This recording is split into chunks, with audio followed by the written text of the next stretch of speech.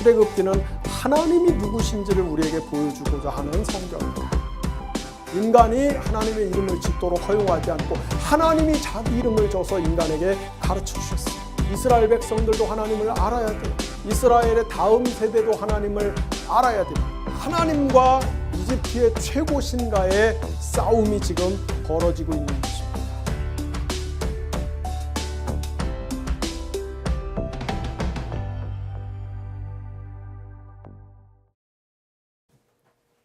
그리고 나서 이제 출애굽기 7장에서 11장까지는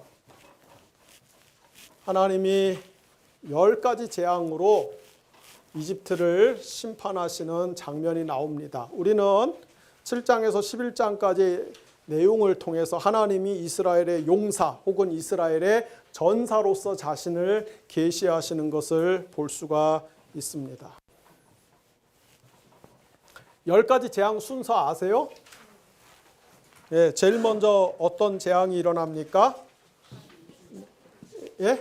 나일강이 피로 변하죠. 그 다음에 예, 나일강에서 개구리가 다 올라오고 그 다음에 또 예, 파리 또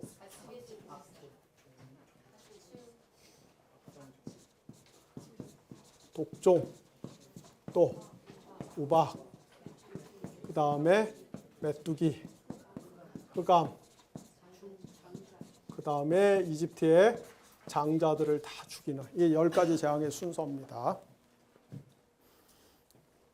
어떤 사람들은 이거를 굉장히 자연 현상을 통해서 설명을 해요. 그래서 어떤 기록에 보면은 아까 제가 이스라엘의 이른 출애굽이 기원전 15세기에 일어났다고 그러는데 그 무렵에 출애굽할 그 무렵에 지중해의 어떤 한 섬에서 화산 폭발이 크게 나갔고 화산 폭발이 크게 나서 화산재가 나일강에 날아가서 나일강을 오염을 시키니까 화산재가 그래서 화산재가 나일강을 가득 덮으니까 나일강이 붉은색으로 보이니 그래서 개구리가 더 이상 나일강에 살 수 없어갖고 물 밖으로 다 나왔는데 물 밖에서 얼마 살지 못하고 죽으니까 거기서 이가 내고 거기서 이제 파리가 또 들끓고 그래갖고 이런 전염병이 번지고 뭐 이렇게 설명을 하는 그런 학자들도 있습니다. 뭐 아주 불가능한 해석은 아니라고 생각해요. 그러나 대다수의 학자들은 이거 말고 그 앞에 거 좀 띄워주세요. 10가지 재앙을 하나님께서 이집트의 신들을 공격하시고 치시고 징벌하시는 사건으로 해석을 하는 경향들이 더 많습니다. 실제로 출애굽기 12장 12절 민수기 33장 4절에 보면은 하나님께서 뭐라고 말씀하시냐면은 내가 이집트의 신들을 쳤다 이렇게 이야기해요. 이집트의 신들을 혼내줬다, 심판했다 이렇게 이야기를 합니다. 아까도 말씀드렸듯이 이집트는 대표적인 다신교 국가예요. 여기 지금 제가 이집트의 중요한 신들만 이렇게 쭉 나열을 했습니다만은 이건 정말 이집트의 굉장히 중요한 신들이고 이 밑에 수많은 이 쫄개 신들이 있어. 그래서 한 80개 이상의 그런 다신교 국가입니다. 그래서 하나님이 10가지 재앙을 통해서 이집트의 신들을 하나씩 이제 징벌하시고 심판하시는데 다음 장면 좀 보여주시겠어요? 그 10가지 재앙을 보면은 굉장히 일관된 질서정연한 어떤 패턴이 있다는 걸 여러분이 보실 수 있을 겁니다. 그렇죠? 그래서 이렇게 항상 재앙의 예고가 있고 없고 있고 없고 있고 없고 그 다음에 예고의 때와 장소 아침에 강가에서 예고하고 없고 아침에 강가에서 하고 없고 아침에 강가에서 하고 없고 굉장히 이렇게 질서정연한 어떤 패턴이 있어요. 학자들이 10가지 재앙을 이집트의 신들과 연결시키는 내용들은 대략 이와 같습니다. 이런 저 현상들과 재앙의 내용들과 이 신들이 하나씩 이렇게 조우하거나 상응한다고 그렇게 봅니다. 어쨌거나 하나님이 10가지 재앙을 통해서 이집트를 심판하셨는데 마지막 10번째 재앙은 파라오의 아들을 위시해서 이집트의 모든 장자를 다 치시는 거였어요. 이 10번째 재앙으로 인해서 마침내 파라오가 두 손을 다 들죠. 자, 그래서 이 10가지 재앙 사건은 궁극적으로 여러분 이거는 굉장히 이제부터 중요한 내용입니다. 잘 들으셔야 돼요.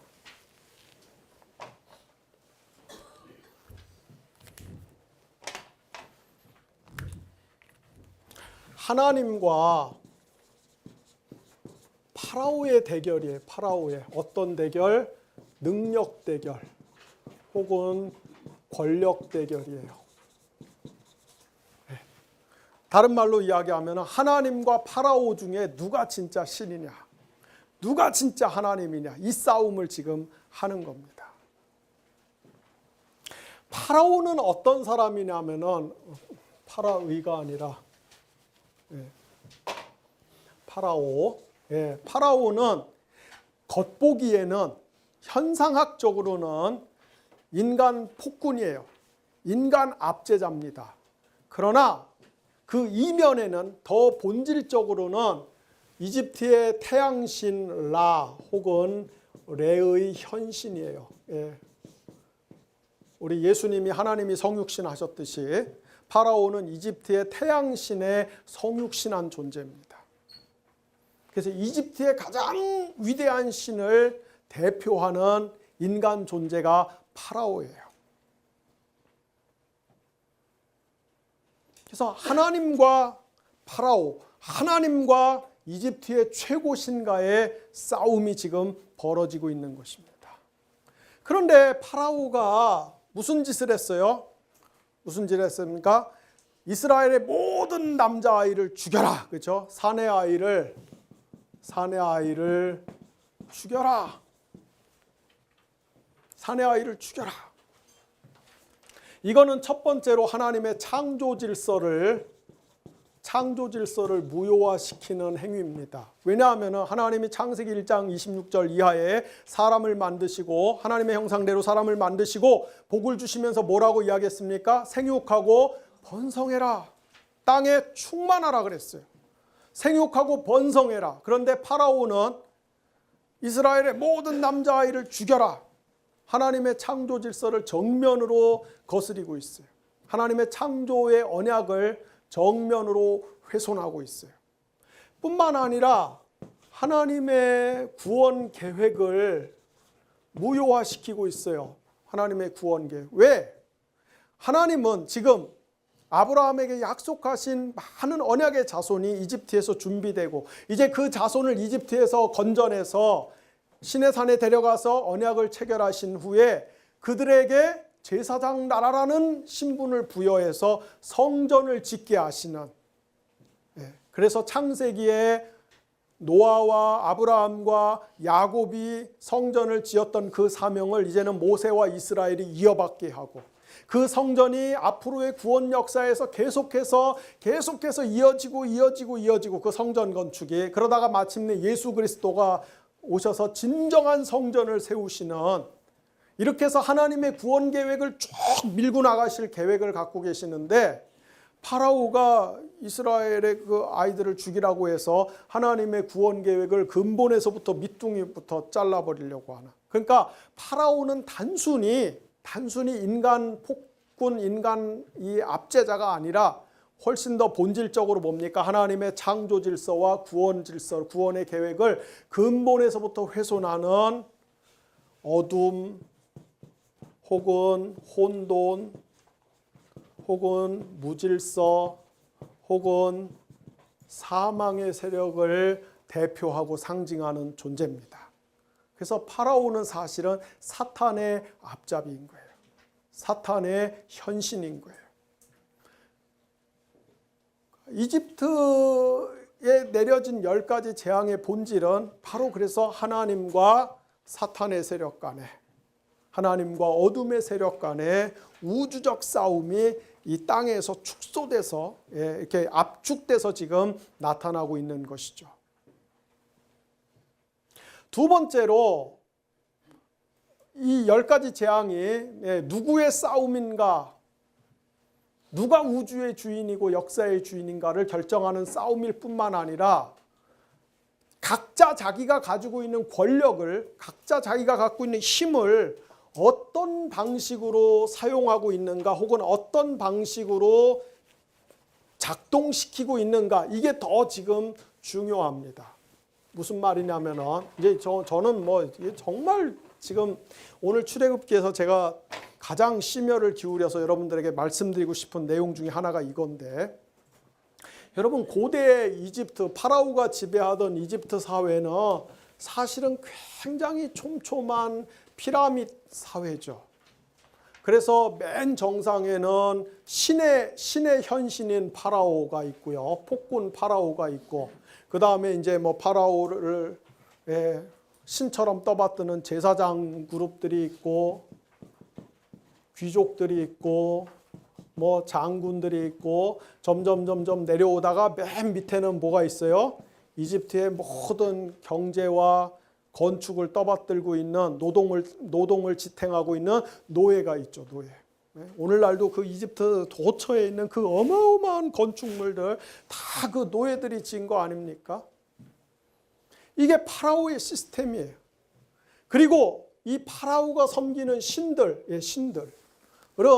바로 이 파라오의 자리에서 파라오와 함께 공동 운명으로 존재하면서, 그러니까 파라오의 이익은 곧 파라오가 섬기는 신의 이익이고, 파라오가 섬기는 신의 이익은 곧 파라오의 이익이고, 그 이익이라는 게 뭡니까? 네, 이 노예들을 착취하고 학대해서 거기서 나오는 잉여 자원들, 잉여 자산들을 가지고서 그걸 독점해 갖고서 이 꼭대기에 있는 상위 1%, 상위 5%만 호가호위하는 세상을 사는 것. 이게 고대의 동서양을 막론하고 모든 그 제왕들의 제국들의 시스템의 공통된 특징이고, 그 정치 시스템의 특징일 뿐만 아니라 고대는 재정일치 아닙니까? 종교의 시스템이기도 합니다. 고대의 모든 신들은 동서양을 막론하고, 고대의 신들은 지배계급과 함께 결탁되어서 소위 말해서 민중을 피와 고혈을 착취하고 수탈해서 거기서 나오는 잉여 부산물을 가지고 호가호위하는 그런 정치 종교 시스템을 가지고 있어요. 예외가 없어요.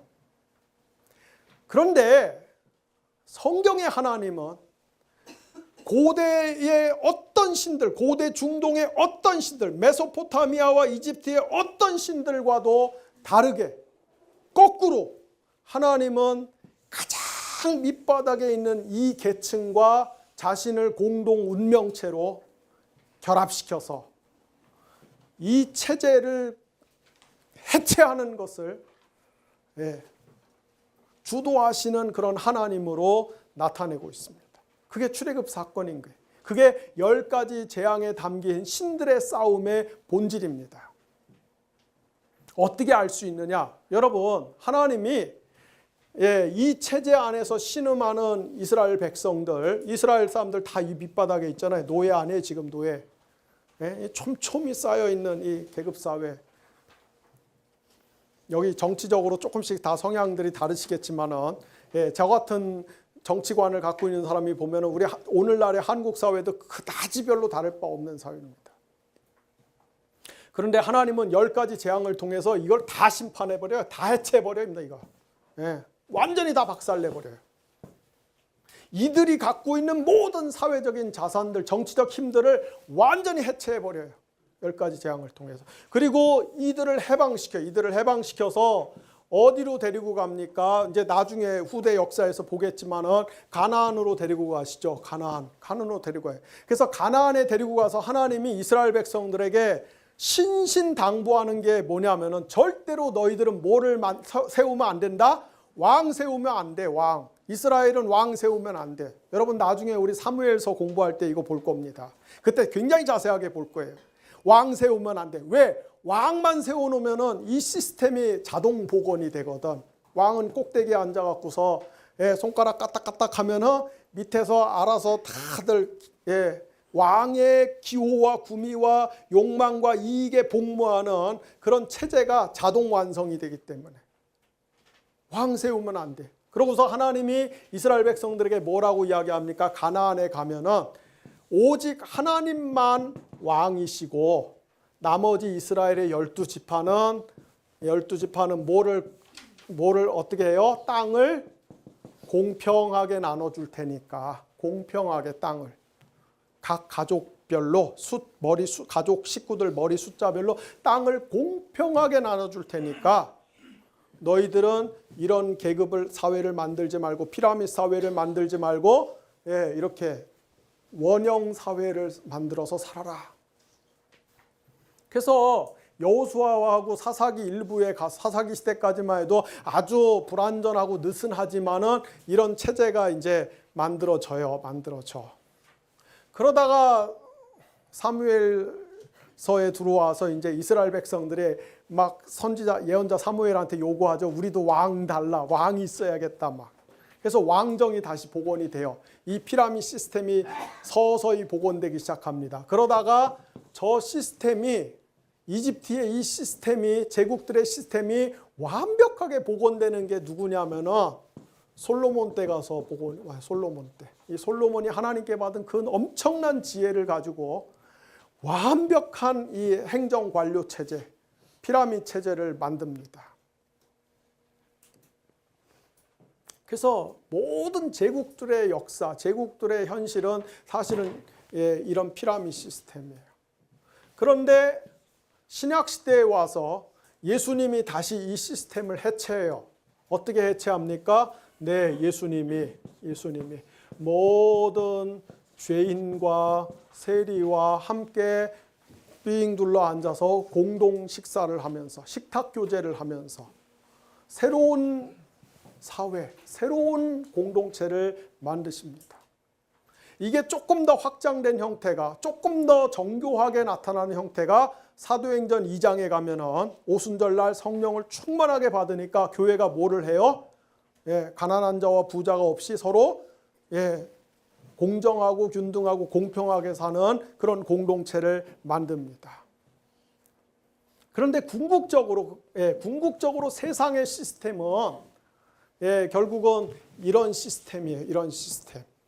그래서 여러분이 요한계시록에 가면은 요한계시록 17장에서 18장에 가서 보면은 요 페미니즘 시대에는 이제 그런 표현도 쓰면은 굉장히 위태위태한데 성경에 나오는 표현이니까 음녀, 바벨론, 큰 성 이렇게 표현하면서 뭐라고 이야기하냐면은 7머리와 10뿔을 가지고 있는 존재다. 그래서 7머리 10뿔을 가졌다는 말은 그리고 부연 설명하기를 7머리는 7산이고 10뿔은 10왕이다. 여러분이 이탈리아 반도의 로마에 가면은 로마가 산 7개로 둘러싸여 있고 역사적으로 로마의 10현제라고 그래갖고 10명의 왕이 출현을 하죠. 로마를 뜻하는 거예요. 로마. 근데 로마는 어떤 시스템입니까? 여러분 잘 알다시피 아주 강고한 피라미드 시스템. 그리고 맨 마지막에 노예들. 로마의 노예는 여기 좀 더 위에도 있었습니다만은 그리고 식민지, 특별히 식민지. 여기서 생산되는 자원들을 가지고 최상위 황제, 이 황제는 어떤 존재예요? 파라오하고 똑같은 존재야. 로마의 황제는 지가 신이라고 그랬어. 지가 신의 현신이라고 그랬어. 그리고 로마는 이 시스템에 복종하고 협력하고 순응하지 않으면 가차없이 처벌했어요. 그게 뭘로 나타납니까? 우리가 666이라고 하는 상징적, 이 666을 이마에 받지 않으면 경제 매매가 되지 않는 이 로마가 만들어낸 시스템이에요. 그래서 요한계시록 18장 4절에 보면은 성령이 뭐라고 이야기합니까? 요한계시록 18장 4절에 보면은 내 백성아 여기서 나와라. 내 백성아 이 시스템을 거부하고 나와라. 이 시스템에 굴종하지 말아라. 이 시스템에 협력하지 말아라. 이 시스템에 기생해서 이 시스템에서 나오는 단물 빨아먹고 사는 것을 그걸 하나님의 축복이라고 생각하지 말아라. 요한계시록 18장 4절에 분명히 그렇게 이야기하고 있어요. 하나님 나라의 백성의 시스템은, 하나님 나라의 백성의 정치사회 모습은 이거지. 이거 예수님이 죄인과 세리와 함께 식탁교제하는 이거지. 이 시스템들이 아니라는 거예요. 이거는 사탄의 시스템이라는 거예요. 그래서 제가 출애굽기부터 요한계시록까지 지금 신구약 성경 전체를 여러분에게 놀라운 속도로 지금 다 보여드렸는데 이 두 개가 지금 싸우고 있는 거예요. 하나님의 백성에게 여기서 나와라. 여기에 협력하고 순응하는 그 표 666을 받지 말아라. 그런데 굉장히 재밌게도 솔로몬이 백성들에게 강탈한 뜯어낸 세금 명목으로 뜯어낸 금이 666달란트다 이렇게 표현하고 있어요. 그래서 이 솔로몬의 이 체제는 결국은 파라오와 로마 황제의 체제와 본질적으로 다를 바가 없는 거예요. 그래서 이 밑에서 얼마나 솔로몬이 뭐 성전도 짓고 궁궐도 짓고 뭐 겉보기에는 굉장히 많은 치적을 남길 것 같지만 그건 전부 다 백성들과 이 하층민들의 고열을 짜낸 거예요. 그래서 솔로몬이 죽고 나서 백성들의 대표가 와서 아들 르호보암한테 뭐라고 부탁합니까? 뭐라고 사정합니까? 아버지 때처럼 그렇게 우리를 쥐어짜지 말라고. 근데 르호보암이 말 안 듣니까 열지파가 나가서 여로보암 따라 나가서 북이스라엘을 따로 만들잖아요. 여러분 성경에 다른 많은 메시지도 있고 다른 많은 이슈와 주제들도 있지만 적어도 정치사회학적으로 정치경제학적으로 봤을 때 이 두 가지 체제가 계속해서 서로 대결을 벌이고 있다라는 것, 그리고 우리에게 여기서 나와라 라고 하는 것이 요한계시록 맨 마지막에 권면이고 명령이라는 것을 우리가 성경을 안다면 어떻게 여러분 제가 그냥 좀 말씀을 드리면은 어떻게 교회가 앞장서서 가난한 사람을 좀 도와주자, 복지를 좀 확대하자, 사회적 패배자들, 사회적 약자들에 대해서 안전장치를 좀 만들자라고 하는 것을 빨갱이다 좌파다 해갖고서 그렇게 교회가 앞장서서 매도하고 공격하고 그러지는 못한다 이거죠. 그렇게 하면 안 된다는 거죠. 왜? 성경은 근본적으로 나중에 여러분 제가 신명기 때 자세하게 말씀드리겠습니다만 신명기는 계속해서 하나님은 고아와 과부의 하나님이다. 너희들이 이 약속의 땅에 들어가면은 고아와 과부를 보호해라. 그러니까 한국 교회가 성경을 모르기 때문에 성경을 알아도 아까도 이야기했듯이 예수님이 카이사랴 빌립보에 간 것을 개사로 갔다라고 해석하는 그런 식으로들 보니까 성경과 전혀 상관없는 말과 행동을 하면서도 자기가 기독교인이라고 생각하는 그런 일들이 사실은 저처럼 조금 신학을 공부해 갖고서 그런 사람들이 봤을 때 너무나 많이 보인다는 거죠. 너무나 많이.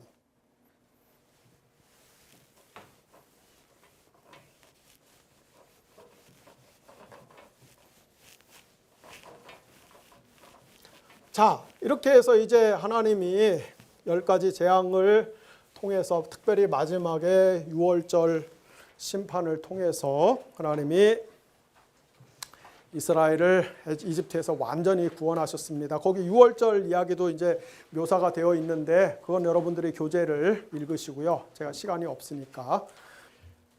자, 그래서 이제 하나님이 완전히 이집트에서 그 건져내셔서 요거는 해야 될 것 같아요. 아까 파라오가 산의 아이들 다 죽여라. 그래서 하나님의 창조 질서와 구원 질서를 근본적으로 교란을 했기 때문에, 특별히 하나님의 창조 질서를 근본적으로 훼손하고 교란했기 때문에 하나님이 마지막에 그 홍해 바다에서 파라오와 파라오의 군대를 처벌하실 때, 여러분이 출애굽기 15장 4절에서 5절, 8절, 10절, 12절, 4절에서 5절, 8절, 10절, 12절을 찾아서 읽어보시면은 하나님이 자연의 모든 요소들, 바람, 바다, 파도, 물, 땅, 자연의 모든 요소를 총동원해서 파라오를 처벌을 하시죠. 왜냐하면 파라오가 하나님의 창조 질서에 도전했기 때문에 하나님이 창조 질서를 사용해서 파라오를 심판하십니다. 자, 그렇게 해서 이제 하나님이 이스라엘 백성들을 시내산에 데리고 오십니다. 시내산. 시내산에 데리고 오시는데, 이 시내산은 모세오경에서 신학적으로나 문학적으로나 지리적으로나 대단히 중요한 장소입니다. 다음 PPT 한번 보여주시겠어요? 제가 여러분들 거기 프린트에도 나오는데, 출애굽기 15장에서부터 민수기 21장까지를 교차 구조로 이렇게 분석을 해보면은, 마라샘물 A, 마라샘물 B, 바위에서 생수가 나옴, 아말렉과의 전투, 모세 리더십 분배함, 모세의 장인, 시내산 도착, 그리고 시내산의 머문. 시내산에 얼마나 오래 머무냐면, 사실은 출애굽기 19장서부터 민수기 10장까지가 전부 시내산에서 일어나는 사건이에요. 여러분이 레위기, 민수기 전반부까지 계속해서 시내산에서 지금 일어나고 있는 사건이에요.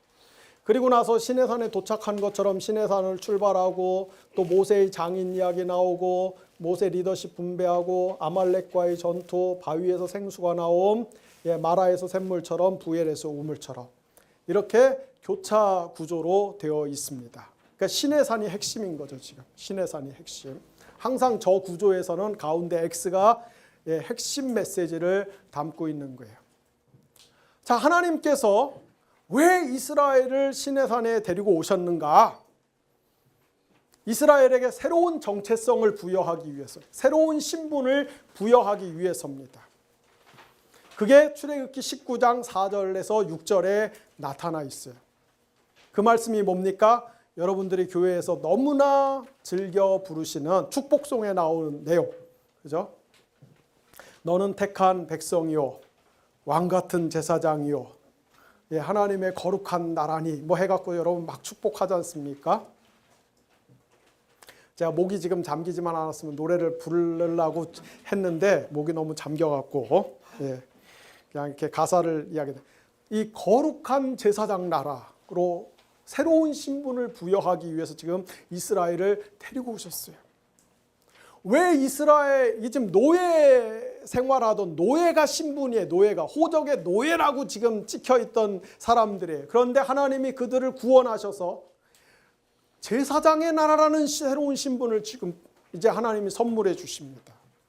왜 이스라엘은 제사장의 나라가 되어야 됩니까? 뭐를 건축하기 위해서? 성전을 건축하기 위해서. 그게 이스라엘의 사명이기 때문에. 그래서 창세기에 나오는 족장들의 이야기와 신학적으로 연속성을 가지는 거예요. 창세기에 아브라함, 야곱과 같은 족장들이 하나님의 제사장적 존재로서 성전을 건축하고 성전을 회복하는 사명을 가졌던 것처럼, 이제는 이스라엘 전체가 하나님의 제사장 나라가 되어서 성전을 건축해야 되는 사명을 이제 시내산에서 부여받습니다. 자, 시내산에서 하나님이 이스라엘과 먼저 이제 언약을 맺으세요. 우리 그 내러티브의 순서에는 20장 1절에서 17절까지는 십계명 이야기 나오고, 21장에서 23장까지는 그 외에 수많은 율법 규정이 나오고, 24장에 가서 언약을 체결하는 장면이 나오는데, 저는 이제 그 내러티브의 순서가 아니라 그냥 제가 신학적인 순서로 여러분들한테 먼저 설명을 드리겠습니다. 시내산에서 하나님이 이스라엘과 언약을 맺으세요. 언약. 언약이라고 하는 것은 쉽게 말하면 하나님과 이스라엘 사이에, 하나님과 하나님의 백성 사이에 특별한 관계 혹은 올바른 관계를 뜻하는 것입니다. 앞으로 이 언약은 우리가 성경 전체를 걸쳐서 계속해서 다룰 주제이기 때문에 여러분들의 이 프레임은 머릿속에 절대로 잊어버리지 마시고 잘 간직하셔야 되는 것입니다. 그래서 언약은 하나님, 우리가 하나님과 이스라엘 혹은 하나님의 백성이 특별한 관계, 올바른 관계. 어떤 관계냐? 하나님 편에서는 이스라엘에게 은혜를 베푸시는 거죠. 은혜. 혹은 하나님 편에서는 이스라엘을 보호해 주시는 거예요. 이스라엘 편에서는 하나님께 충성하고 혹은 순종하는 거예요. 이 관계로 대단히 강력하게 만약에 어느 한쪽이 언약을 깼을 경우에는 죽음으로써 그 대가를 지불해야 될 정도로 대단히 강력하게 특수하게 결속되어 있는 관계, 그게 바로 언약인 것입니다. 하나님은 반드시 이스라엘에게 은혜를 주시고 이스라엘을 보호해 주셔야 돼요. 이스라엘은 반드시 하나님께 순종하고 충성해야 돼요. 자, 그런데 이 충성과 순종의 내용이 뭐냐? 그냥 막연히 충성하고 막연히 순종하는 게 아니라 삶 전체에 걸쳐서 순종하고 삶 전체에 걸쳐서 하나님께 충성해야 되는데 수많은 그 지침들, 규정들이 있어요. 그게 뭐냐? 율법이에요, 율법. 그게 율법. 율법은 하나님께 언약적으로 순종하고 언약적으로 충성하기 위한 지침이고 기준입니다. 출애굽기 19장에서 민수기 10장까지는 총 613가지 율법이 나와요. 그 중에 긍정적인 계명이 248개고 부정적인 계명이 365개입니다. 여러분이 세볼 필요는 없어요. 그냥 보지 못하고 믿는 자는 복이 있도다. 네. 고대 이스라엘 사람들은 사람의 뼈가 248개로 이루어졌다고 믿었어요. 현대의학은, 현대해부학은 이보다 한 30개쯤 더 많다고 생각하는데 고대 이스라엘 사람들은 사람은 248개의 뼈로 이루어져 있다. 그래서 248개의 뼈를 가진 사람이 1년 365일 동안 날마다 지켜야 되는 것이 율법이다. 고대 이스라엘 사람들은 그렇게 생각했습니다. 이 613가지 율법을 요약해 놓은 것이 뭐예요? 십계명이에요. 십계명. 네, 이 613가지 율법을 압축시켜 놓은 율법의 핵심 엑기스가 십계명입니다. 십계명의 제1계명은 뭐예요? 나 외에는 다른 신을 섬기지 말아라. 제2계명은 우상을 숭배하지 말아라.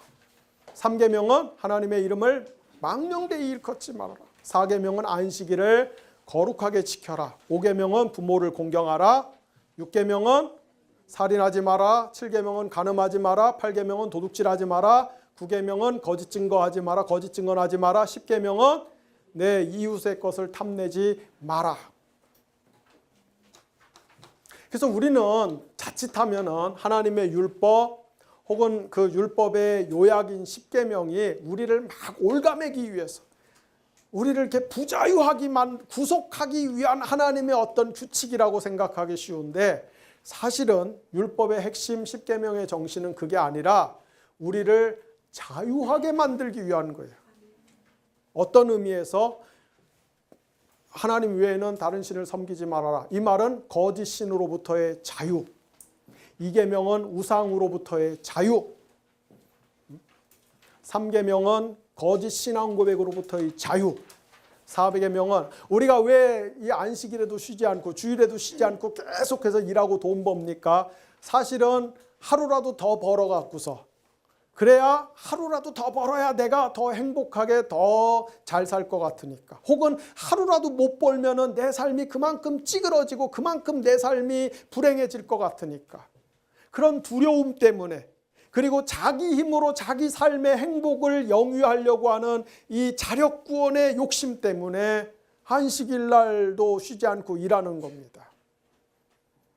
그런데 안식일 날은 내가 일을 안 해도, 주일날은 내가 일을 안 해도 하나님이 이틀치 먹을 것을 주실 것이다 라고 믿고 그날 푹 쉬는 건 뭐예요? 그 불안으로부터 자유하는 거예요.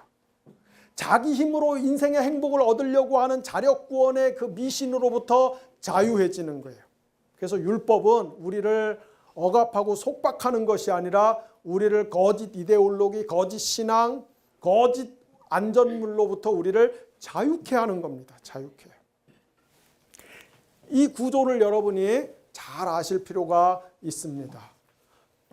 조금 더 나가면, 이건 이제 나중에 제가 욥기 나올 때부터 이야기할 건데 사실은, 그리고 신약에 가서 이제 패턴을 여러 번 이제 여러분들한테 보여드릴 건데, 그런데 사실은 사람은 여기 사람이 이 자리에 서서 이 율법을 지킬 수 있어요? 없어요? 없어요. 하나님과 올바른 관계를 유지하려면 사람은 이 자리에서 이 율법을 지켜야 되는데, 사람은 어떤 사람도 이 자리에서 율법을 지킬 수가 없어요. 번번이 실패해요. 번번이 실패. 가끔 가다가 정말로 특이하게, 정말로 희한하게 지키는 인간이 하나씩 나오기는 해. 예를 들어서 신약 성경에 나오는 바울 같은 사람. 그래서 바울이 빌립보서 3장에서 뭐라고 이야기합니까? 내가 율법의 의로는 흠이 없어. 가끔 가다가 희한한 게 하나씩 나오기는 해요. 그런데 그렇게 나올 때는 더 근본적으로 어떤 절망의 저 골짜기로 굴러떨어지냐면은 자기의라고 하는 죄를 범하게 돼. 자기도 모르게. 자기의. 내 힘으로, 내 능력으로, 내 노력으로, 내 종교적인 열심으로 내가 이만큼 했다. 자기도 모르게. 그래서 지키든 안 지키든 인간은 이 자리에서 실패할 수밖에 없어요. 그렇기 때문에 하나님은 여기에 사람 대신에 누구를 갖다 세우십니까? 예수 그리스도를 갖다 세우시는 거예요. 예수 그리스도. 그래서 예수 그리스도가 나중에 신약시대 이 자리에 와서 율법의 모든 요구를 다 성취합니다. 완성합니다. 어떻게? 율법은 뭐 하는 거라고요? 하나님께 충성하고 순종하는 거예요. 하나님께 충성하고 순종하는 게 율법의 모든 의를 성취하는 거예요. 율법의 모든 목적과 기능을 성취하는 거예요. 예수님은 그렇게 하셨어요. 그래서 공생의 기간 동안에도 철저하게 하나님께 순종했을 뿐만 아니라 특별히 십자가에서 완벽하게 순종함으로 인해서 율법의 모든 요구를 만족시킵니다. 그래서 여러분이 요한복음 19장이 저 뒤에 가서 보면은 빌라도가 예수님 십자가에 못 박기 전에 빌라도가 예수님 막 풀어주고 싶어 갖고서 바라바하고 예수님 이렇게 거래하려고 막 유대인들이 흥분해 갖고 막 그냥 죽여라 막 하는데, 빌라도가 예수님 나오라고 해서 유대인 청중한테 보여주면서 뭐라고 이야기하냐면은 에세 호모, 이렇게 에세 호모. 우리 성경에는 이 사람을 보라 그래. 이 사람을 보라. 그게 무슨 말이냐면 이 사람. 사람의 본질이 뭡니까? 하나님이 창세기 1장 26절에서 28절에 사람을 맨 처음에 만드실 때 하나님의 형상으로 만드셨어요. 그래서 맨 처음 인간은 진짜 사람의 본질을 가진 그 사람은 범죄하기 이전에 하나님께 철저하게 순종하고 충성하는 사람이었어요. 그래서 빌라도가 십자가형을 앞두고 있는 예수님을 사람들한테 소개하면서 여기 이 사람이 바로 그 창세기의 원형적 그 인간, 그 사람이다. 이 사람을 보라. 그렇게 얘기하는 거예요. 예수님은 십자가에서 완전히 충성하고 순종해서 사람의 본질을 성취합니다. 율법을 성취해요.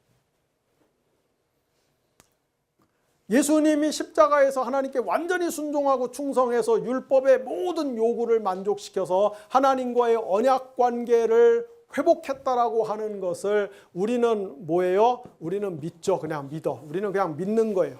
예수님이 십자가에서 하나님께 순종해서 하나님의 언약을 회복하셨다, 성취하셨다, 완성하셨다, 하나님의 구원을 완성하셨다. 우리는 그냥 믿기만 하면 돼. 믿기만 하면 돼.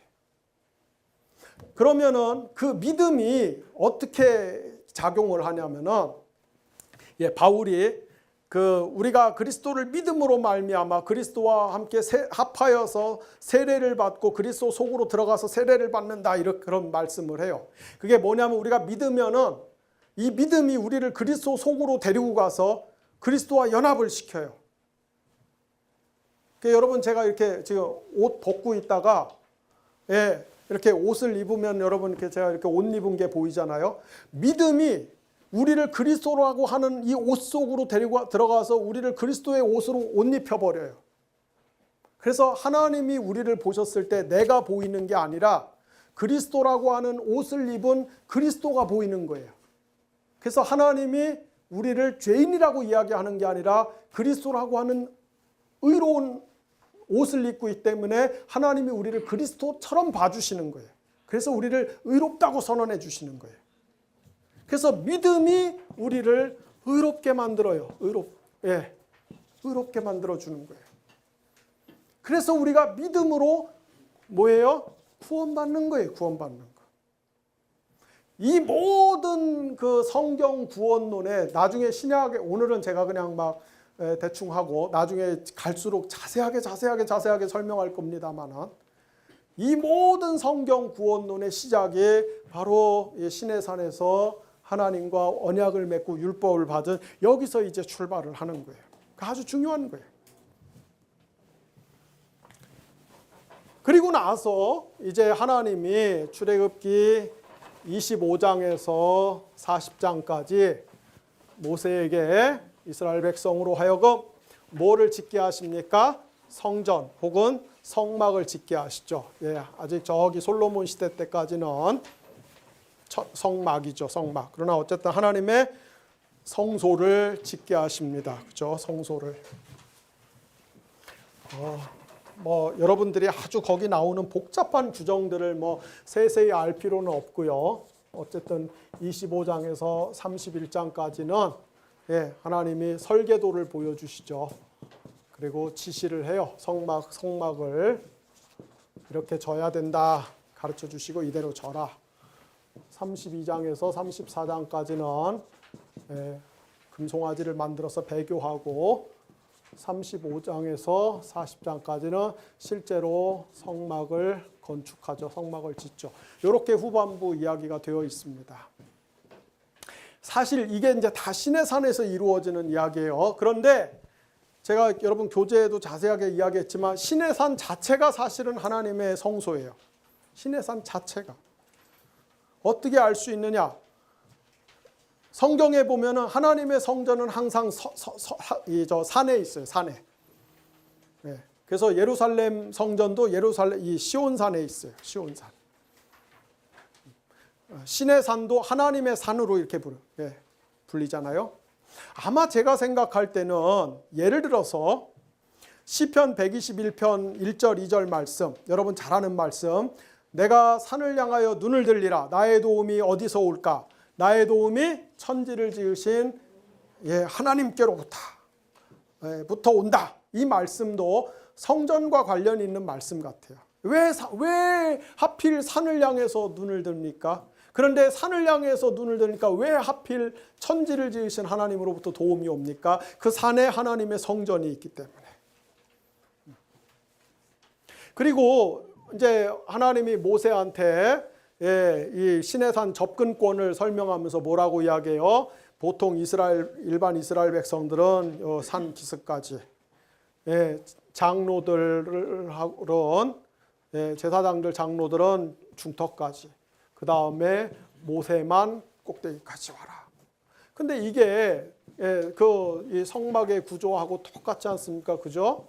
일반 이스라엘 백성들하고 레위인들은 마당까지, 제사장들은 내 성소까지, 성소까지, 오직 대제사장만 지성소까지. 그리고 하나님이 산 꼭대기에 임재하시는 것은 하나님이 지성소에 임재하시는 거하고 똑같다 이 말이에요. 그래서 시내산 자체가 이스라엘의 성막과 같은. 그래서 하나님이 이제 자세하게 성막을 이렇게 절하해서 설계도를 보여주는데, 여러분들이 거기 나오는 수많은 복잡한 규정들은 가끔 가다가 잠이 안 오실 때, 불면증에 시달릴 때 그때 읽어보시고,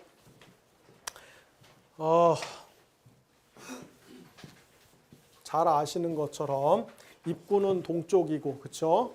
네, 입구는 동쪽이고, 들어가면은 번제단이 있고, 놋대야가 있고, 금촛대가 있고, 진설병 떡상이 있고, 금향단이 있고, 그리고 여기 이제 속죄소, 언약궤가 있죠.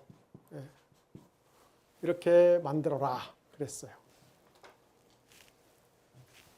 그래서 일반 이스라엘 백성들과 레위인들은 여기 마당까지 갈 수 있고, 여기는 제사장들만 갈 수 있고, 여기는 대제사장만.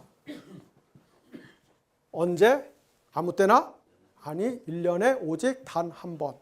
레위기 16장에 나오는, 다음 주 공부할 그 레위기 16장에 나오는 대속죄일 때만 대제사장이 지성소까지 들어갈 수 있다. 그래서 접근성에 있어서 굉장히 차이가 나타납니다. 뿐만 아니라 재료에 있어서도 차이가 나타나요. 놋대야나 번제단은 구리, 동으로 만들어요.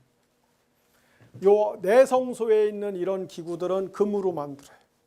지성소에 있는 기구들은 순금으로만 만들 수 있어요. 이 성막은 정확하게 에덴 동산, 에덴 성전과 상응하는 것이죠. 이 성막은 에덴 성전의 또 다른 버전이에요. 또 다른 버전. 어떻게 알 수 있느냐? 둘 다 하나님의 임재의 장소죠. 하나님이 이 성전에 임재하시죠. 에덴 동산도 하나님이 늘 거니시면서 임재하시던 곳이에요. 둘 다 재료가 에덴 동산, 에덴 성전 주변에 금이 많았듯이 성막도 금으로 기구들을 만들죠. 에덴 성전에서 하나님이 에덴 동산에서 아담에게 선악을 알게 하는 나무 열매 따먹지 마라 율법을 주신 것처럼, 이 성막의 속죄소 언약궤 안에는 하나님의 율법, 10계명의 율법이 들어가 있어요. 율법. 그 다음에 많은 학자들이 여기 나오는 이 금촛대가 생명나무를 상징한, 에덴 동산에 있는 생명나무를 상징할 것이다, 그렇게 봅니다.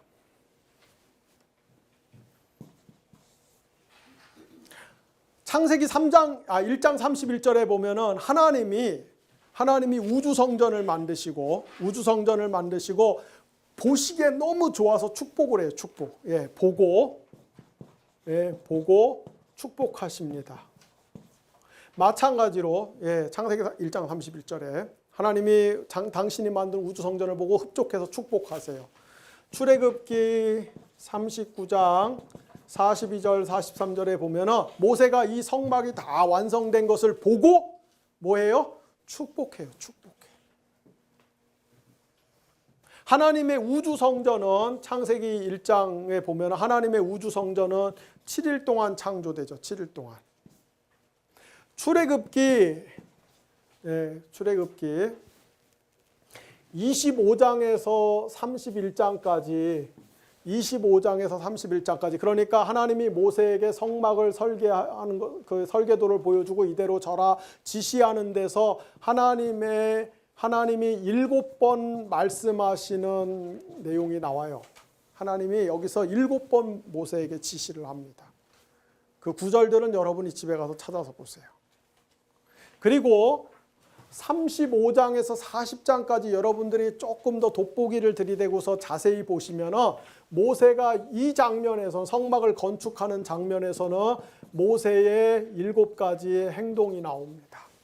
그래서 하나님의 7일 창조와 상응하는 그런 구조를 지니고 있다. 등등등등 해서 이 모든 것들은 성막이 에덴 성전, 에덴 동산 성전의 재현이다. 또 다른 새로운 버전이다. 갱신된 버전이다라는 것을 우리에게 보여줍니다. 그럴 수밖에 없어요. 왜 그러냐? 하나님이 이스라엘을 제사장 나라로 삼으셔서 성전을 짓게 하신 것은 근본적으로 뭐를 회복하시기 위해서, 원래의 무슨 계획을 하나님이 성취하시기 위해서 에덴 성전이 온 세상으로 뻗어나가서 온 우주가 하나님의 성전이 되는 것. 그게 이제 요한계시록 21장, 22장에 가서 이루어지는 것이죠. 종말에 가서 이루어지는 것이죠. 우리는 성경의 그 66권의 역사를 통해서 그 하나님의 그 광대한 계획이 어떻게 역사 속에서 빈틈없이 일관성 있게 계속해서 전진하는지 우리 이제 그거를 보는 거죠. 그리고 나서 이제 32장에서 34장에 가서 모세가 시내산에서 40일 동안 십계명 돌판 받으면서 소식이 딱 끊어지니까 그때는 핸드폰도 없고 뭐 아무것도 없으니 영상 통화도 못 하고 그러니까 이게 죽었는지 살았는지, 그러니까 이제 이스라엘이 금송아지 만들어 갖고서 배교를 하죠. 제가 교재에 자세하게 썼습니다만은 거기 보면은 이게 구조가 대충 이렇게 돼 있어요. 성막, 황금송아지, 성막, 황금송아지, 성막. 그래서 성막과 황금송아지가 아주 정교하게 서로 경쟁하는 그런 구조로 되어 있습니다. 이 그 32장에서 34장에 나오는 금송아지 배교 사건을 제가 교재에 자세히 썼습니다만 여러분이 보시면은 이 성막 건설과 유사한 점과 차이점들이 있어요. 유사한 점은 뭡니까? 첫 번째 뭐예요? 인도를 강조하는 것. 이제 나중에 민수기에서 가서 보면은 이스라엘이 약속의 땅에 들어갈 때 항상 성막에 앞장서서 가요. 하나님의 임재가 항상 앞장서서 갑니다. 마찬가지로 이스라엘 백성들이 아론한테 금송아지 만들어 달라고 내라고 막 떼쓰고 겁박할 때 그들이 내세웠던 논리가 뭐였어요? 우리를 인도할 신. 근데 왜 하필 송아지 모양으로 만들었을까? 그거는 이집트에 있는 상당수 신들이, 이집트의 귀신들이 대부분 상당수가 송아지 모양을 하고 있었기 때문에 그래요. 그러니까 이집트에서 배운 게 그거밖에 없는 거예요. 그거밖에.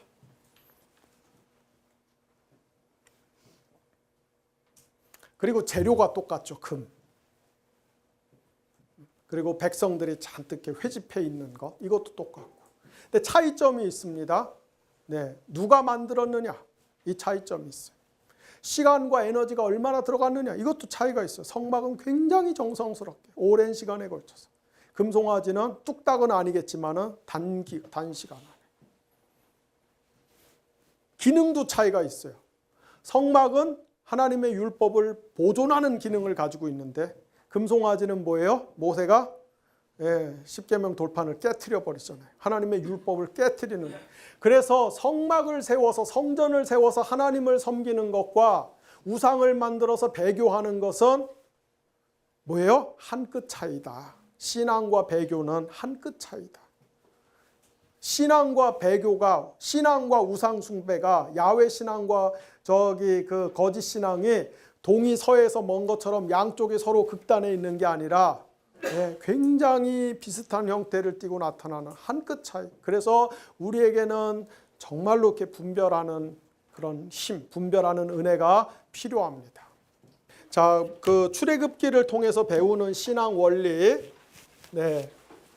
첫째로 하나님이 모세라고 하는 위대한 그 지도자, 위대한 지도자, 위대한 신앙인, 성경에서 가장 위대한 신앙인 세 사람을 꼽으란다면 아마도 아브라함과 모세와 바울 정도 되지 않을까. 셋 중에 둘을 꼽으란다면 아마도 모세와 바울이 가장 빈번하게 등장하면서 중요한 그 역할을 하는 사람들이지 않을까 싶어요. 그런데 이 모세는 한편으로 스펙이 대단했고 이집트의 파라오의 궁궐에서 자라면서 거기서 이집트의 제왕학을 이수해 갖고서 뭐 학문이나 이런 거 대단히 뛰어. 용병술, 리더십, 정치적 감각 뭐 대단히 뛰어났어요. 또 한편으로는 성질이 불같이 급한 사람이에요. 그죠? 그러니까 자기 동족을 괴롭히는 이집트인 보고서 그냥 때려서 죽여버리고.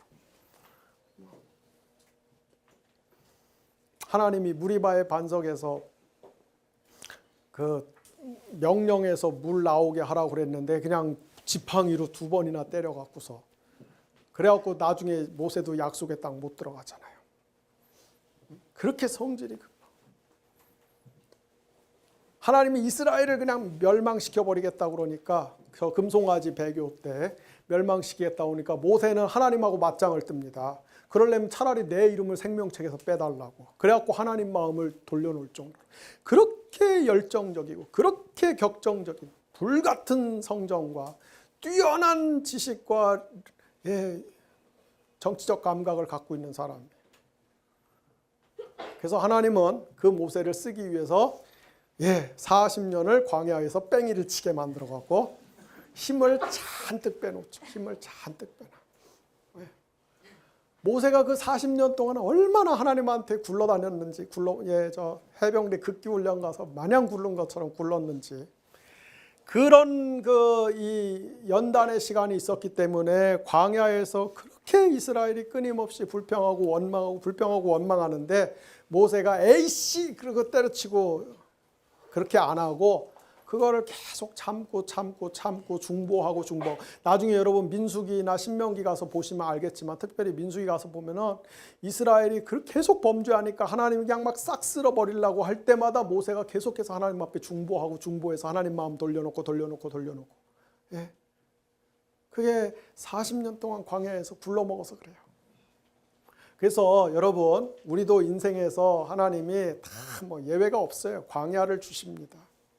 광야가 없는 인생은 하나님이 싫어하시는 사람이에요. 미워하는 사람이에요.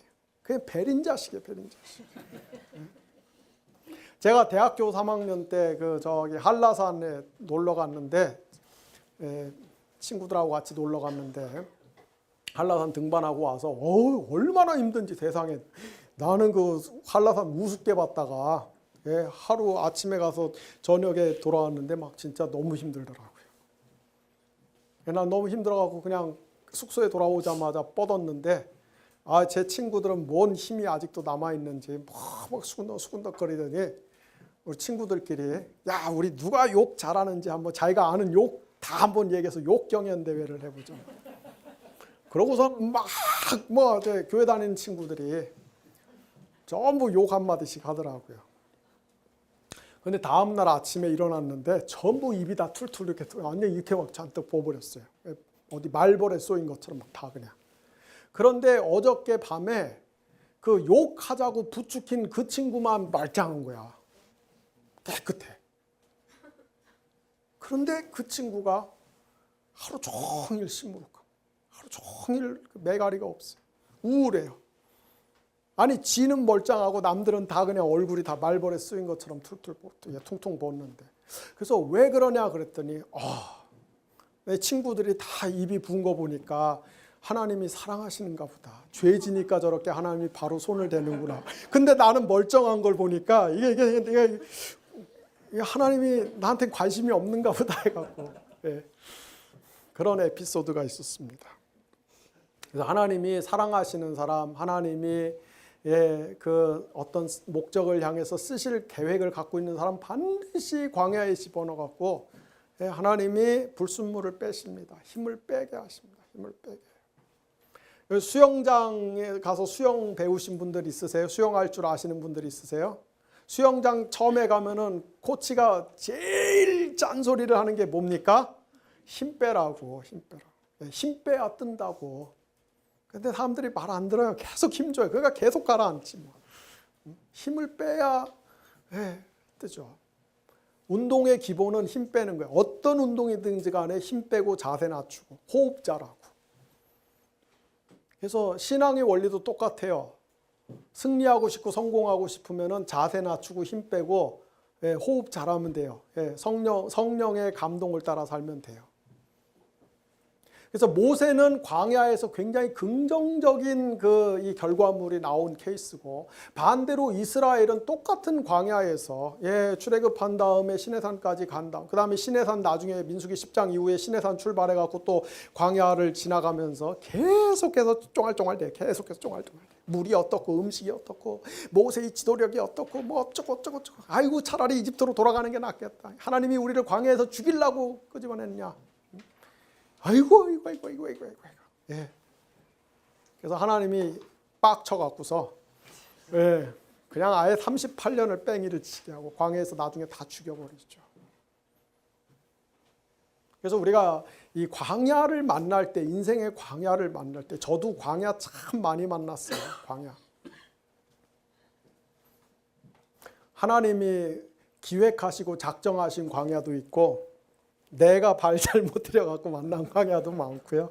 예. 광야를 만날 때, 그리고 우리가 광야를 잘 선용할 줄 알아야 돼요. 잘 선용할 줄 알아야 돼요.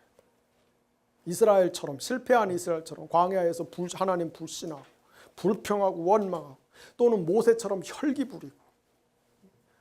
우리가 신앙생활하면서 제일 위험한 것 중에 하나가 혈기 부리는 거예요. 화내는 거예요. 특별히 여러분이 하나님 앞에 어떤 마음에 중요한 소원이 있어서 지금 이렇게 서원하고 작정 기도를 하는 기간 동안에는 제일 조심해야 될 게 혈기 부리는 거예요. 혈기. 예. 이거는 영적인 이야기인데, 우리가 이렇게 기도를 하면은 이렇게 기도가 이렇게 차곡차곡 쌓이기 시작하잖아요. 예, 기도를 계속 할 때 조금씩 쌓이는 거예요, 사실은. 근데 한 번 혈기 부리면은 와르르 무너지는 거예요. 와르르 무너지는 한 번 혈기. 그래서 마귀는 우리가 하나님께 기도해서 복 못 받게 하기 위해서 마귀는 우리가 열심히 기도할 때 한 번씩 열받게 만들어요. 한 번씩 열받게 만들어. 꼭 열받게 만들어요. 오늘 여러분들이 출애굽기 은혜 많이 받았어요? 은혜 받았어요? 예, 집에 가다 꼭 열받을 일이 생겨요. 집에 가서 현관문 열고 들어가는데 꼭 열받을 일이 생겨요. 그렇죠? 은혜를 받아본 적이 없어요. 우리가 광야를 만날 때 이런 거 참 조심해야 됩니다.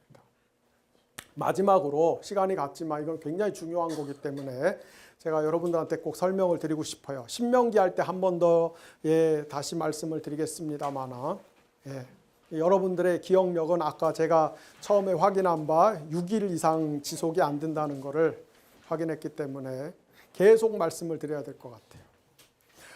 모세가 이스라엘을 이집트에서 건져낸, 구원해낸 이 출애굽 사건은 후대 구약 성경과 신약 성경의 그 구원론의 근본적인 패러다임이 됩니다. 그래서 나중에 이스라엘이 바빌로니아의 포로로 잡혀갔다가 돌아올 때도 예언자들은 바벨론에서 돌아온 이스라엘의 그 구원을 전부 다 제2의 출애굽 언어, 제2의 출애굽 그림 언어로 묘사를 해요. 신약시대 예수님의 구원도 전부 모세의 출애굽 구원 사건과 연동되어서 소개가 됩니다. 뭐 전부는 아니지만 굉장히 많은 것들이 그래요. 제가 한번 쭉 열거를 해볼까요? 여러분들의 성경 보시면은 진짜 그렇구나. 거기 교재에도 있지만은 여러분 예를 들어서 모세나 예수님이나 출생하자마자 둘 다 죽을 뻔하잖아요, 그렇죠? 둘 다 죽을 뻔해.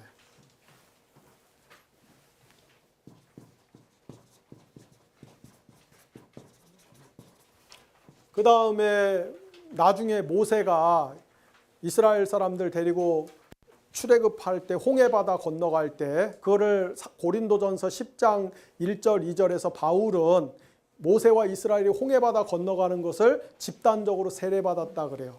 세례받았다. 마찬가지로 예수님도 이집트로 도망갔다가 돌아와서 공생애 시작할 때 제일 먼저 예수님 뭐부터 합니까? 요단강에 가서 세례부터 받죠. 세례부터 받아. 그리고 모세와 이스라엘이 홍해 지나서 광야에 가서 시험 받듯이 예수님도 세례받고 광야에 가서 시험 받아요. 시험 받아.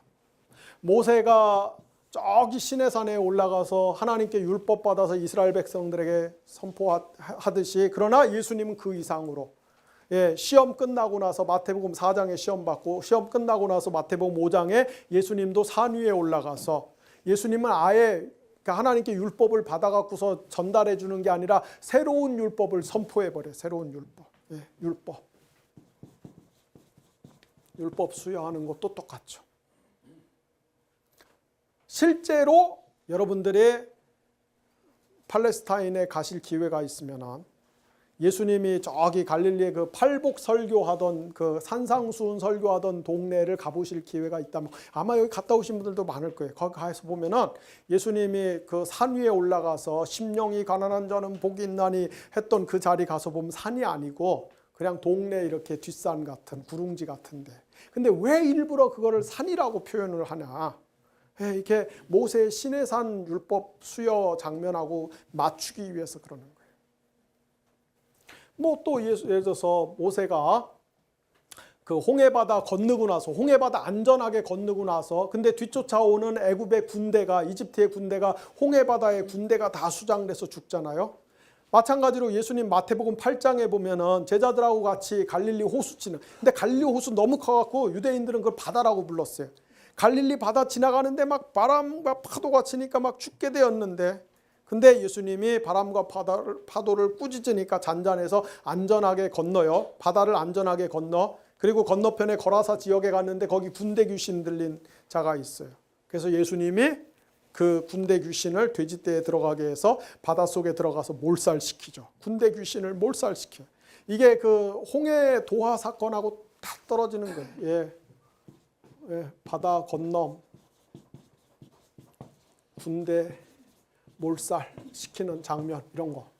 모세가 광야에서 하나님으로부터 만나를 받아서 이렇게 이스라엘 백성들 먹을 걸 줬듯이 예수님도 광야에서 만나, 예수님도 광야에서 오병이어의 기적을 일으키시죠. 모세가 광야에서 무리바의 반석에서 생수를 줬듯이 예수님도 요한복음 7장 37절 39절에 보면은 뭐라고 말씀하시냐면은 명절 끝날에 나를 믿는 자는 배에서 생수의 강이 흐르리라. 예수님도 생수를, 성령을 이야기하는 거예요. 생수를 주셔요.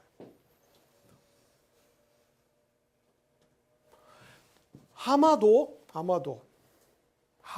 제가 볼 때는 아마도 요한복음 8장에 보면은 현장에서 가늠하다 붙잡혀갖고 예수님께 붙잡혀온 여자가 있잖아요. 그래서 막 사람들이 지금 이제 예수님 곤란하게 만들어갖고서 여자도 처단하고 예수님도 처단하고 하려고 그래갖고서는 현장에서 가늠하다 붙잡혔는데 율법에는 뭐라고 되어 있습니까? 막 예수님 몰아붙이는데 예수님이 선뜻 대답 안 하고 쭈그리고 앉아갖고서 땅바닥에 글씨 쓰고 있어. 땅바닥에 글씨. 그래서 많은 큐티를 하는 사람들은, 심지어 신학자들도 큐티하는 사람들은 그 요한복음 8장 1절에서 11절을 어떻게 묵상하고 적용하냐면, 뭔가 굉장히 어려운 일이 있을 때는 일단 뜸부터 들이고 마라. 생각을 좀 하고서 행동을 해라. 선뜻 이렇게 했다가 이렇게 그르치지 말아라. 제가 볼 땐 그런 말씀은 아닌 것 같아요. 왜 예수님이 그 절체절명의 상황에서 손으로 글씨를 쓰고 있었을까? 여러분 출애굽기 32장에서 34장에 보면은 모세가 시내산에 올라갔을 때 하나님이 손가락으로 율법을 써주셨잖아요. 손가락으로 율법. 그 하나님이 손가락으로 써주신 율법에는 무슨 내용이 있습니까? 민수기 6장에 보면은 가늠하다 잡힌 여자는 저주의 물을 먹여갖고서 심판해라 이렇게 되어 있어요. 그것이 옛 언약에 하나님이 손가락으로 써주신 거예요. 그런데 새 언약의 시대에 하나님이 손가락으로 써주신 계명은 다른 계명이 뭐예요? 여자에게 나도 너를 용서하노니 가서 다시는 죄를 짓지 마라. 내가 볼 때는 그 말씀인데 일단 위급한 상황에서는 일단 생각을 정리할 때까지 시간을 벌어라. 그거는 아니에요. 등등. 자, 가장 중요한 것은 이것만 하고 마칩시다. 가장 중요한 것은 여러분 모세의 핵심 사명은 뭡니까? 이스라엘을 시내산에 데리고 와서 제사장 나라의 신분을 얻게 해서 그들로 뭐를 짓게 하는 거예요? 성전을 짓게 하는 거예요. 성전 짓게. 모세의 가장 큰 사명은 이거예요. 그럼 예수님의 가장 큰 것은 아니지만 예수님의 그 아주 중요한 사명 중에 하나도, 중요한 예수님의 그 계획 중에 하나도 하나님의 백성들로 하여금 성전을 짓게 하는 겁니다. 그걸 어떻게 알 수 있느냐? 마태복음 28장 18절에서 20절에 보면은 예수님이, 부활하신 예수님이 먼저 가갖고서는 산에 가서 제자들을 기다려요. 또 희한하게 산에 가서 기다려, 산에 가서. 제자들이 이제 부활하신 예수님 만나러 오니까 예수님이 제자들을 모아놓고 뭐라고 말씀하십니까? 하늘과 땅의 모든 권세를 내게 주었으니 너희는 가서 모든 족속으로 제자를 삼아라, 이렇게 이야기해요. 산에서 이 명령을 주십니다. 너희는 모든 족속에 가서 제자를 삼아라. 그런데 여러분, 마태복음 28장 18절에서 20절 말씀은 역대하 36장 23절에 있는 말씀의 반향이에요. 역대하 36장 23절에 보면은 이런 말씀이 있습니다. 이스라엘이 바벨론에서 70년 동안 포로 생활 마치고 바벨론을 페르시아가 점령했거든요. 그 페르시아의 고레스 대왕이 이스라엘 사람들 보고 전부 예루살렘으로 돌아가라고 그래요. 이제 자유를 줘요. 그러면서 뭐라고 이야기하냐면은 하늘에 계신 하나님이 땅의 모든 권세를 내게 줬으니, 땅의 모든 권세를 줬으니 너희는 가서 성전을 져라, 그렇게 이야기합니다. 역대하 36장 23절에서 너희는 가서 성전을 져라, 고레스가 그렇게 이스라엘 사람들에게 명령해요. 예수님은 뭐라고 이야기해요? 너희는 가서 제자를 삼아라, 이렇게 이야기합니다. 우리가 이런 신학적인 연속성, 신학적인 문맥을 모르면은 이 제자 삼는 거를 아주 축소시켜서 협소하게 생각할 수가 있어요. 예를 들어서 사형리 들고 다니면서, 제가 뭐 사형리를 멸시하는 건 아닙니다만은, 사형리 들고 다니면서 당신의 마음의 의자에는 누가 앉아 계십니까? 해갖고서는 이렇게 전도하는 거. 그 다음에 교회 데리고 와서 제자 훈련 시켜갖고서 뭐 교회에 필요한 일꾼 만드는 거. 우리는 제자를 그런 식으로 생각해요. 제자를 그런 식으로. 그런데 제자를 만든다는 것은 그런 것이 아니라, 제자를 만든다는 것은 예수님의 복음을 전해서 그 사람을 하나님의 성전으로 만드는 거예요. 성전으로. 그 사람을 하나님의 성전으로 만드는 거예요. 그래서 그 사람이 하나님의 성전이 돼서 그 사람이 자기 가정에서 성전 노릇을 하는 거야. 자기 직장에서 성전 노릇을 하는 거예요. 자기 일터에서 성전 노릇을 하는 거예요. 그러면 그 성전 때문에 그 주변이 거룩해지기 시작하는 거야.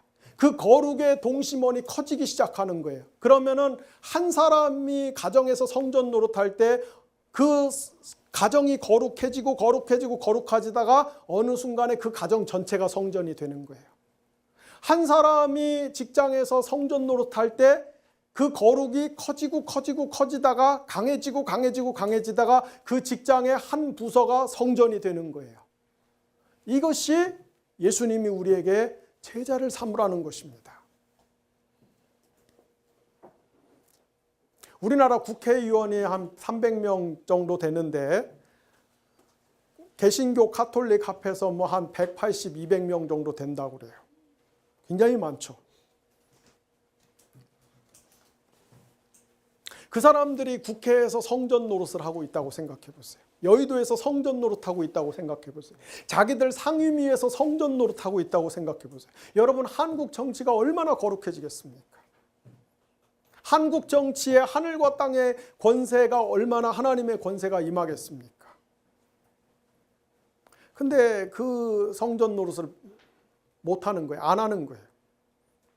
그들이 교회에서는 제자훈련 프로그램을 이수했을지 모르지만 자기 일터나 자기 삶의 현장에 가서는 성전이 못 되는 거예요. 그러니까 뭐 최악의 정치를 하는 거죠.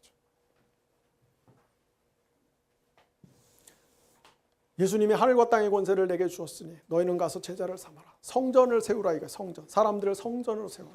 그런데 그것이 우리 힘으로 안 돼요. 그렇죠? 우리 능력으로 안 돼. 그러니까 어떡합니까? 예수님이 승천하셔서 우리에게 누구를 보내주셨어요? 성령을 보내주셨죠. 성령. 그래서 우리가 성령을 받아서 내가 성전이 되고, 내가 누군가에게 주 예수의 복음을 전하면 그 사람에게 성령이 임하여서 그 사람이 성전이 되고, 그렇게 하면서 뭡니까? 태초에 하나님이 에덴 성전을 계속해서 확장시켜서 마침내 온 우주 성전을, 온 우주를 하나님의 성전으로 만들려고 하는 것처럼, 신약 시대의 교회인 우리가 삶의 현장에서 계속해서 성전 노릇해서 이 성전이 확장되면은 종말에 온 우주가 하나님의 전체 성전이 되는 거예요.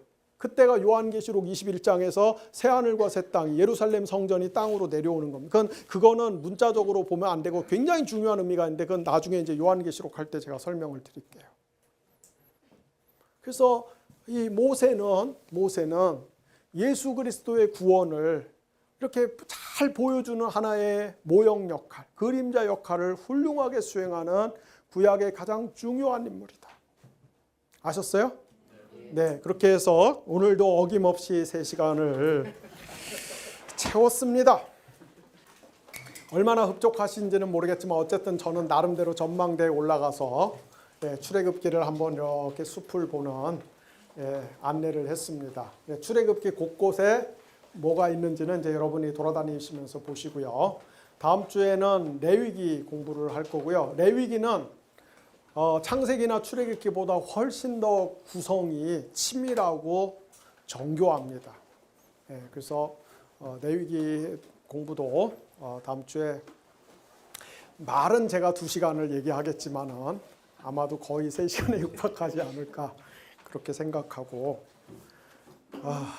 이 나이에 3시간짜리 강의를 미리 외워서 오는 저는 얼마나 고달프겠습니까? 그죠?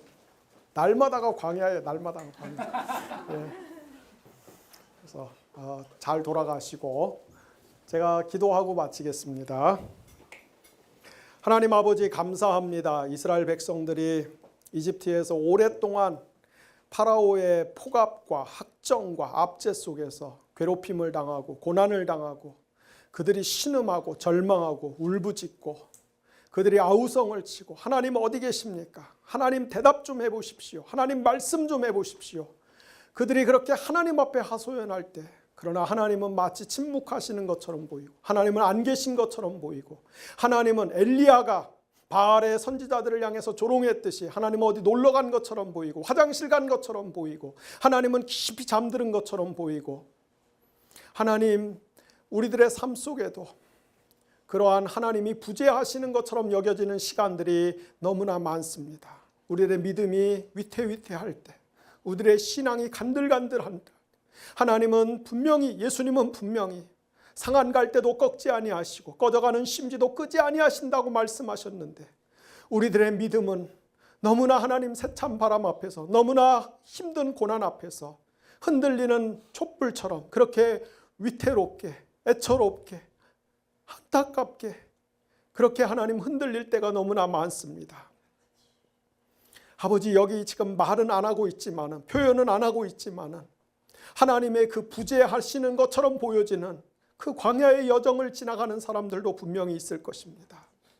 아버지, 하나님은 하늘에 계시지만 우리는 땅에 있고, 하나님께는 하루가 천년 같고 천년이 하루 같을지 모르지만은 우리에게는 주어진 짧은 시간을 살아가는 연약한 피조물에 불과하오니 주여 불쌍히 여겨주시고, 주여 더 이상 부재한 것처럼 계시지 마시고, 더 이상 침묵하시는 것처럼 계시지 마시고, 호련히 오셔서 호련히 임하여 주셔서 이집트의 수많은 잡신들과 우상들과 귀신들과 어둠의 세력들과 혼돈과 파괴와 사망의 세력들을 단번에 꺾으신 것처럼, 하나님의 하나님 되심을 나타낸 것처럼, 그와 같은 은혜가, 그와 같은 능력이, 그와 같은 기적이, 하나님의 일하시는 모습들이, 하나님의 하나님 되심이 오늘 하나님의 부재의 시간들을 살아가는 것 같은 여기 앉아있는 주님의 백성들에게 그 하나님의 현존, 하나님의 존재되심을 나는 나다라고 말씀하시는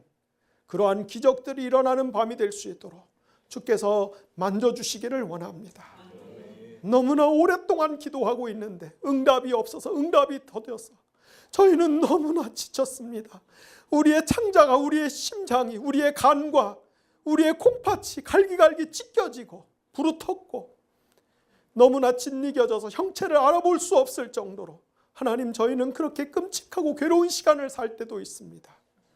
주여, 바라만 보지 마시고 지켜만 보지 마시고 손 내밀어 우리를 붙잡아 주시고 기가 막힌 웅덩이와 수렁에서 건져주시고 하나님이 하나님이시라는 것을 어떠한 연단과 어떠한 역경 속에서도 우리와 함께 하시며 우리를 건지시며 구원하시며 우리를 적과 꿀이는 땅으로 이끌으시는 하나님이신 것을 보여주는 밤이 될 수 있도록 주께서 이 밤에 호련히 이곳에 임하여 주시기를 원합니다. 몸이 아픈 분들을 치료하여 주시기를 원합니다. 경제적으로 어려움 당하고 고통당하는 분들을 자유케 하여 주시기를 원합니다. 부모의 문제, 형제의 문제, 자녀의 문제로 가족 간의 갈등과 가족 간의 여러 가지 응어리진 것들 때문에 너무나 큰 문제 속에서 헤매이고 방황하는 분들에게도 하나님의 하나님 되심을 보여주시기를 원합니다. 얽혀있는 실들이 순식간에 삽시간에 하나님의 손 안에서 질서정연하게 제자리를 찾고 해결되는 것들을 보여주시기를 원합니다. 우리의 모든 문제를 하나님의 손 위에 올려드립니다. 우리의 모든 연약함을 하나님의 손 위에 올려드립니다. 이 밤에 하나님의 이름을 보여주시옵소서. 하나님의 능력을 보여주시옵소서. 모든 창조세계, 바람과 파도와 땅과 모든 자연 요소들을 총동원하여서 하나님의 능력을 저희들의 삶 속에서 확증시켜 주시는 밤이 될 수 있도록 도와주시옵소서. 아버지 하나님, 이스라엘 백성들을 제사장 나라로 삼으시고 하나님의 성전을 건축하게 하시기 위해서 그들을 강한 팔과 하나님의 강한 손으로 구원하여 주신 것처럼 오늘 우리를 구원하신 목적도 우리의 삶의 현장에서 우리가 하나님의 성전이 되어서 또한 하나님 계속해서 하나님의 성전을 건축하고 하나님의 성전을 개척하고 하나님의 성전을 전도하는 그 귀한 사명을 맡겨주시기 위해서 저희를 구원하여 주신 것을 오늘 배웠습니다. 하나님, 가정으로 돌아가서 삶의 현장으로 돌아가서 일터로 돌아가서 우리가 성령을 충만히 받아서 성령님을 모시고 하나님의 성전으로 견고하게 우뚝 설 수 있도록 이 밤에 하나님의 성령께서 기름 부어주시기를 원합니다. 하나님의 성소에 하나님의 말씀이 있는 것처럼 우리의 심장 속에, 우리의 심령 속에, 우리의 존재의 가장 핵심된 위치에 이 밤에 하나님의 말씀을 물 붓듯이 부어주시기를 원합니다. 하나님의 말씀이 정말로 송이꿀처럼 달게 하여 주시기 원합니다. 덩어리꿀처럼 달게 하여 주시기를 원합니다. 하나님의 말씀이 정말로 우리들의 인생의 나침반이 되어주시고 등불이 되어주시고 우리의 인생의 등대가 되어주시고 방향타가 되어주시고 내비게이션이 되어주시고 우리가 하나님의 말씀을 붙들고 순종하며 살아갈 때 하나님이 우리에게 부여해 주신 모든 소명과 사명을 이루는 삶을 살 수 있도록 주께서 기름 부어주시기를 원합니다.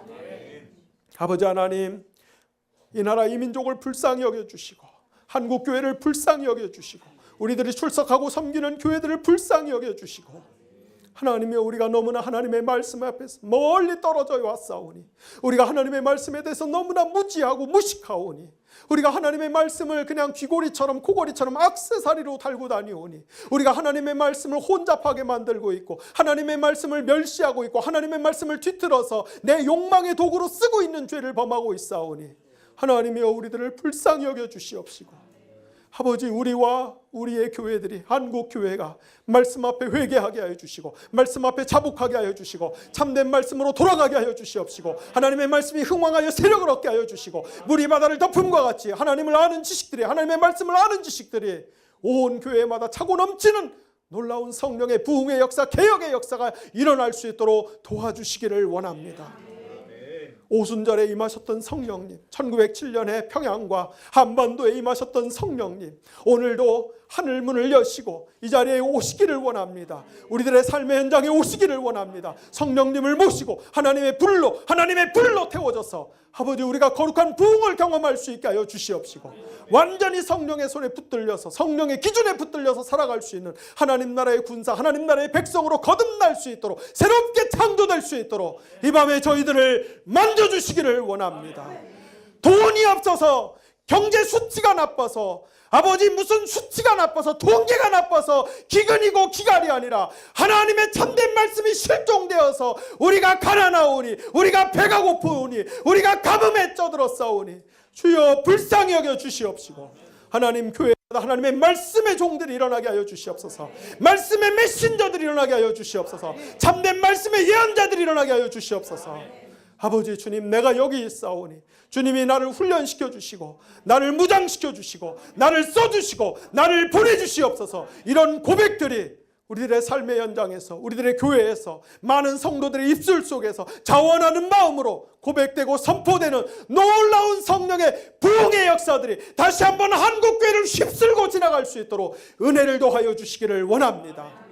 하나님, 한국교회가 변화되면, 한국교회가 새로워지면, 한국교회가 거듭나면, 한국교회가 성령으로 무장되면 하나님이 저 휴전선을 무너뜨릴 줄로 믿습니다. 하나님이 이데올로기의 벽과 이념의 벽과 증오의 벽들을 무너뜨릴 줄로 믿습니다. 수많은 돈과 우상의 세력들을 하나님이 무너뜨려 줄 줄로 믿습니다.